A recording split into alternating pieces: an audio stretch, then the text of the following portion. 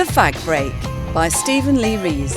Episode 17, Homes, Part 1, in which Lynda's looking at care homes, Darren's building a playhouse, and Tina wants Angie out of her flat.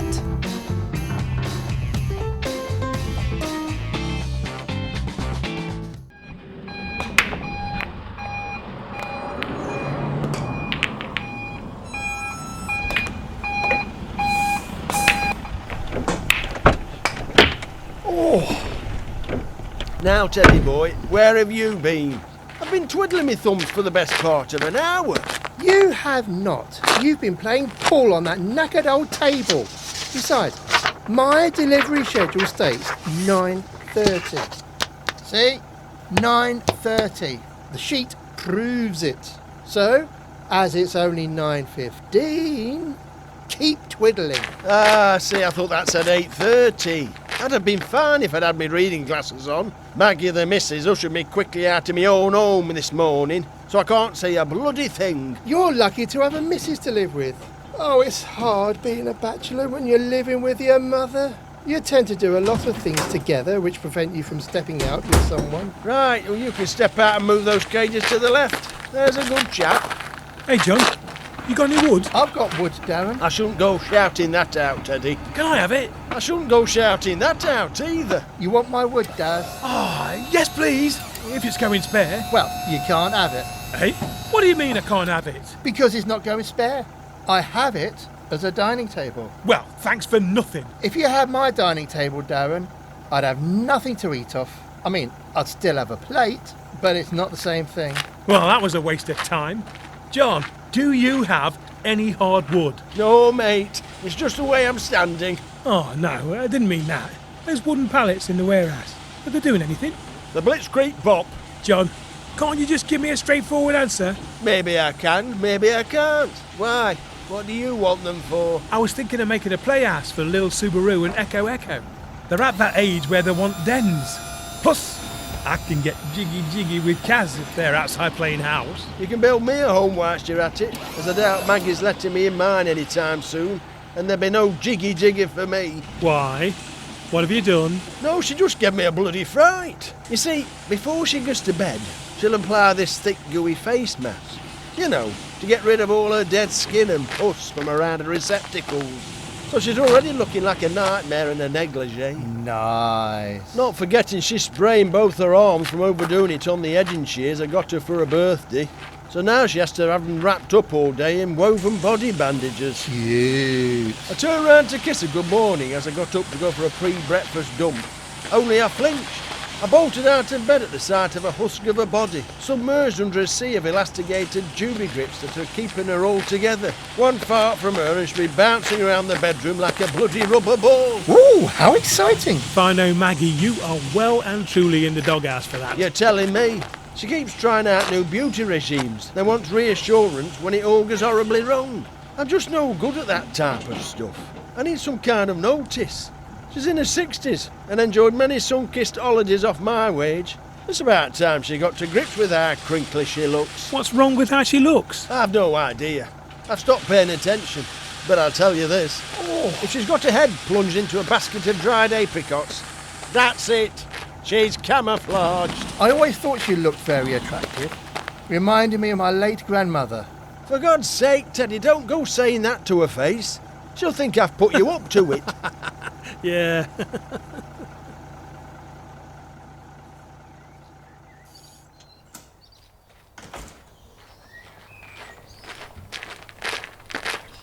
Thanks for bringing me out for a fag, Sylv.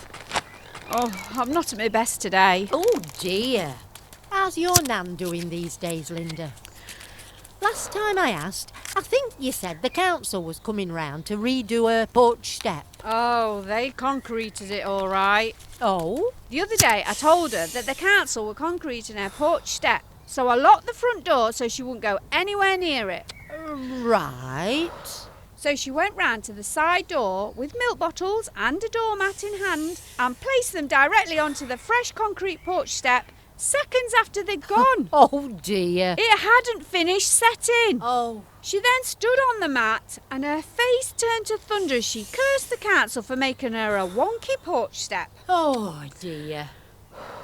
Well, Sylvia, it's bound to be wonky after she pounded it a few times with her swollen foot like she was trying to flatten a field mouse. Oh no. So now she's got a doormat that's permanently stuck to the porch step, a milk bottle embedded into the concrete, and she's walked all the sand and cement into her bungalow and all over the carpet. And what I can't understand is where she got the milk bottles from to put them out there in the first place. It's either myself, Becky or Ben that brings the milk. Oh dear. What will you do? Oh, I don't know. I'll stick some flowers in the milk bottle and get Trevor on the case. Sylv, I just can't cope. Oh, love. You know, I find it bemusing how women go to the extremes of looking like Ramesses III just to appear younger. I mean, just smell nice and get your tits out, I say. And if they're not supporting a full rack, pad them. Hey, I don't know. Bloody women in their beauty regimes. I know, right? Kaz is the same. The bathroom's trashed with beauty products. Shampoo for dry hair, shampoo for greasy hair, lice removal cream for the kids' hair, lice removal cream for her merkins. Merkins? What the heck is a merkin? Oh, my mother had one for Christmas as a joke. Looked more like a magnetic game with iron filings. Well, I'm none the wiser. They're wigs for your lady garden. Maybe I should have got the missus one instead of the garden shears, as her front garden's a bit unkept. Though I don't know why she's upset with me. After all, I put a bow on it. Oh, mate, she's got bubble bath, bath bombs, healing salts, makeup kits, exfoliating preparation pads, the lot. Oh. But the moment I put down my all-in-one body wash, she'll have a go at me for taking up too much space. I have one side of the bathroom cabinet. My mother has use of the other. But every now and again, I'll spot that she's deposited one more item in my section.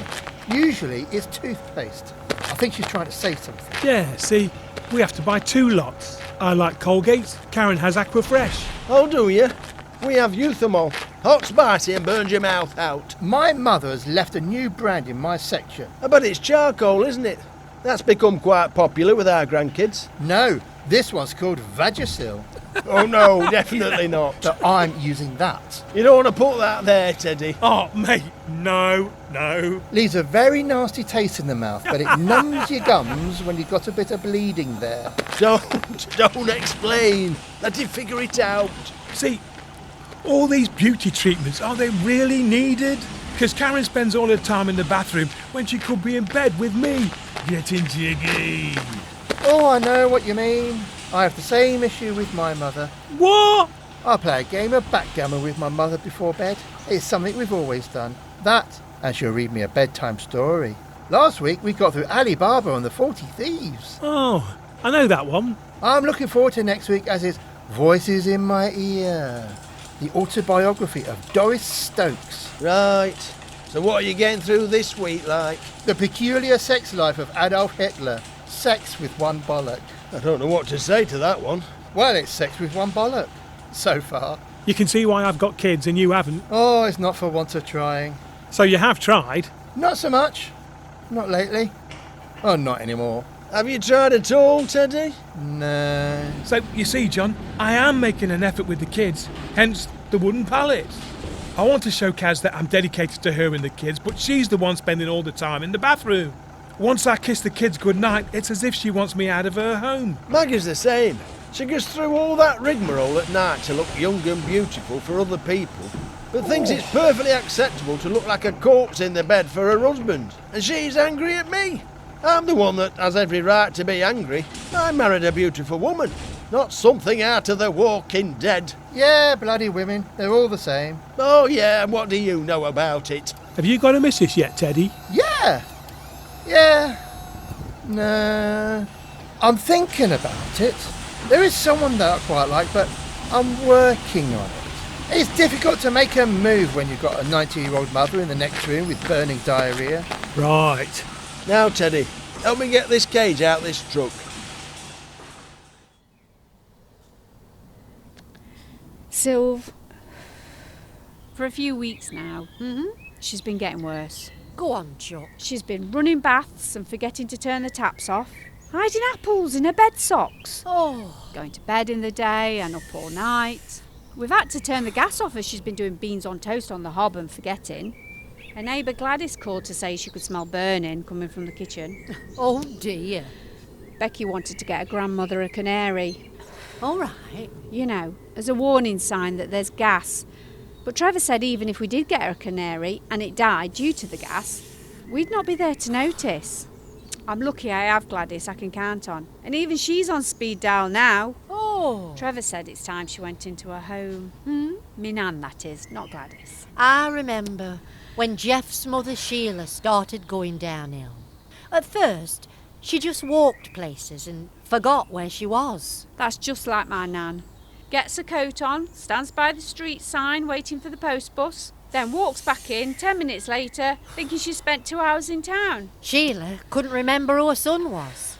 Jeff could be there doing her a bacon sandwich and she'd be telling him that her son never visits.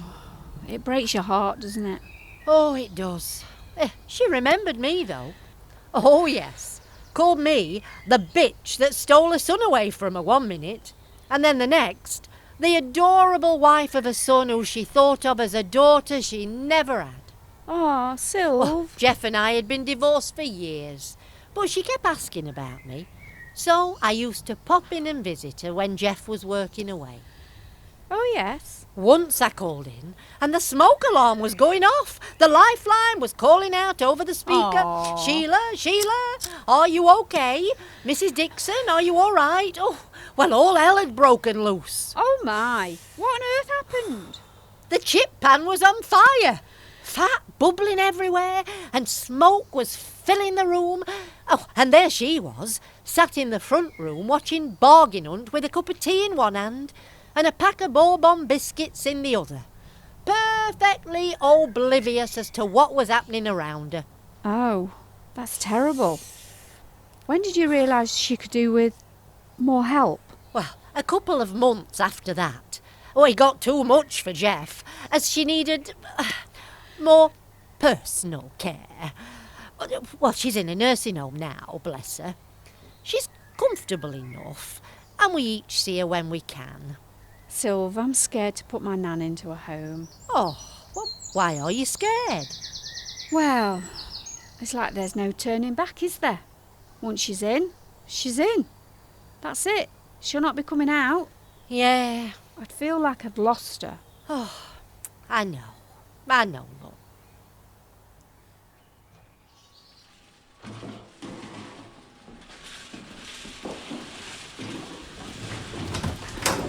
John, have you seen Steve? Seen who? I haven't got my glasses. Hey up, Sharon. What are you after? I'm looking for Steve. Oh, hello, Sharon. What's the situation? Have any of you seen Steve? Steve? Yes. You're Steve? Yes. Steve? Yes. No. Do you want to come and help us with the delivery, Sharon? No, Darren. Guys, you coming for a fag? Hi. Hi. Oh, Tina, have you seen Steve? No. Having a fag? Yeah, shortly. Steve's on his way with a big surprise, apparently. Lucky you. Ciao. Guys, are you coming for a fag? Yeah, defo. Run me along. Hi, Tina. You okay? As you've a look of a dangerous beetroot. Eh? I mean, it suits you. Really? I mean it in a nice way. Oh, good. You alright, girl? It's Angie. I'm ready to explode, which is why I need to be puffing away like a power station. So come on. How many fags will it take you to calm down, team? Probably as many as it takes until my lungs look like the inside of Chernobyl. Right, that'll do. Time for a fag break. You might as well take those pallets, Darren. Happy days. Nice one, Jump. Saves me putting the bloody things away.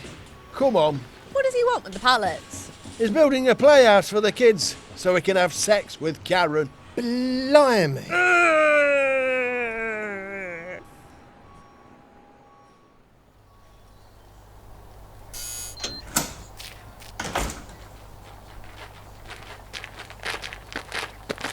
Hello? Hello, Lynda Pops. Hi, Teddy. You alright, Sylvia Pops? Yes, and do stop calling me Sylvie Pops. I sound like a kitchen utensil. Oh, sorry, Sylvia, my sweetest taboo. Sylvie Pops, the all new baking pot that doesn't leave you with a saggy bottom. Oh, John. Or a dirty rim. Give over. Well, you could have told me you were coming out for a fag, Lynda. I didn't know where you'd gone. Oh, blame me, Tina. I thought I'd take Lynda out for a chat, didn't I? Yes, you did. What's all the rage about, teen? Many things. I let Angie stay with me, didn't I?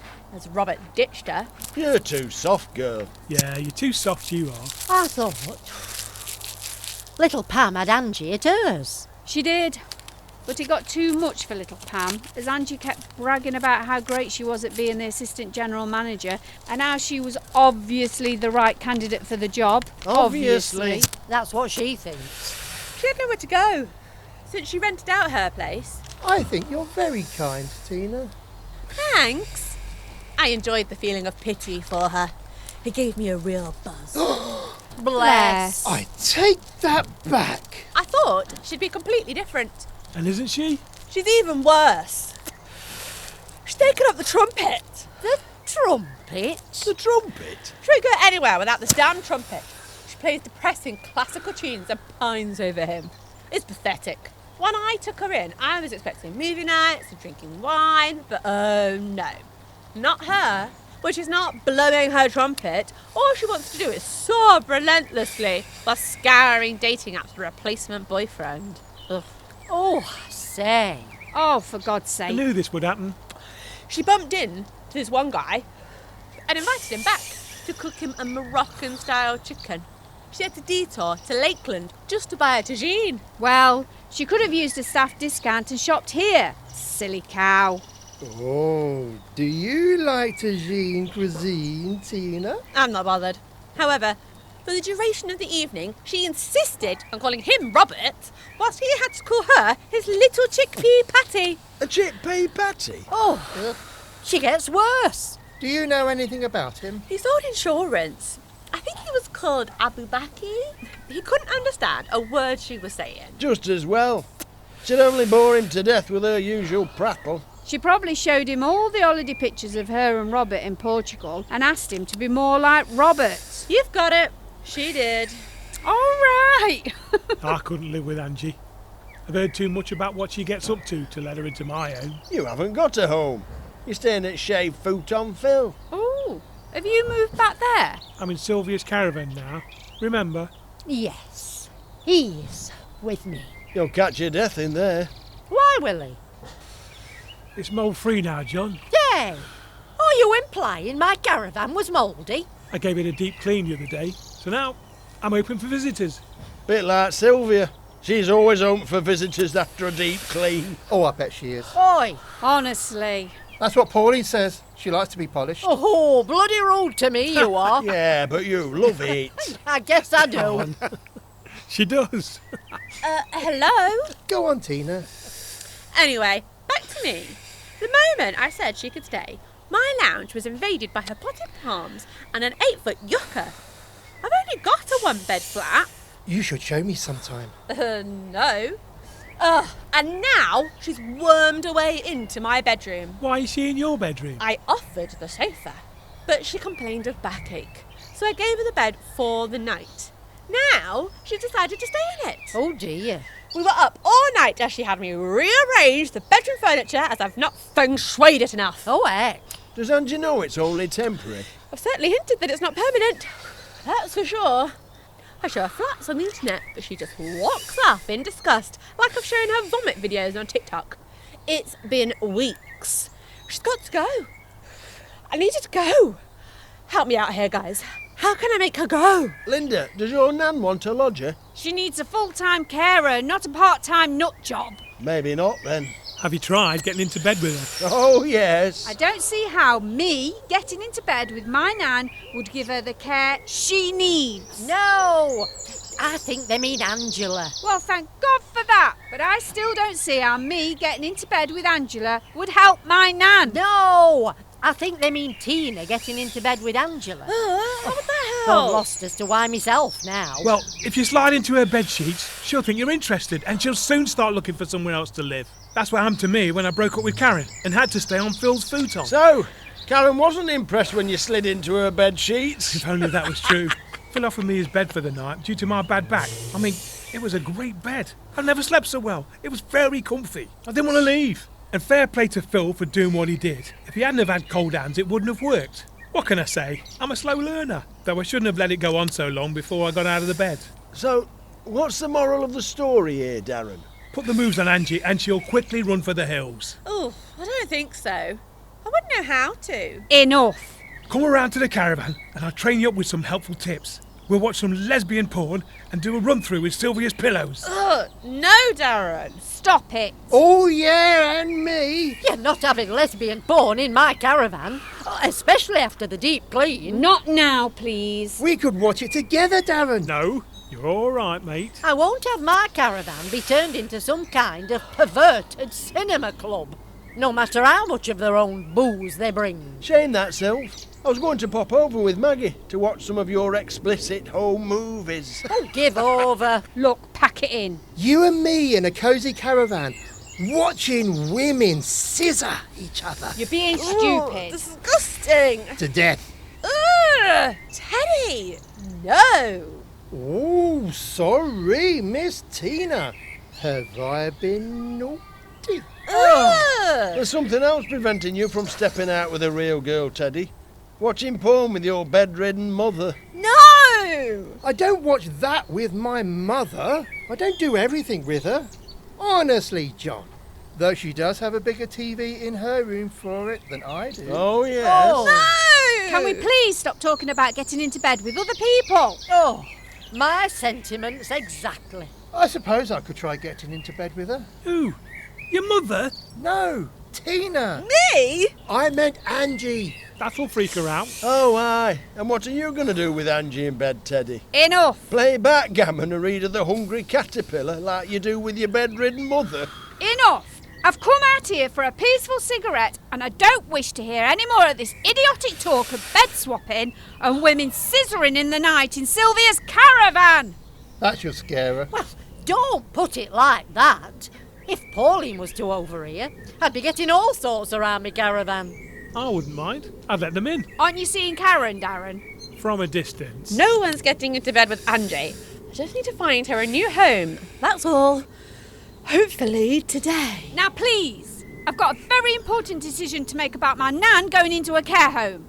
I could do without all this trivial nonsense. Agreed. Sorry, Lynda, love. Yeah, Sorry. How is she doing, Lynda? She's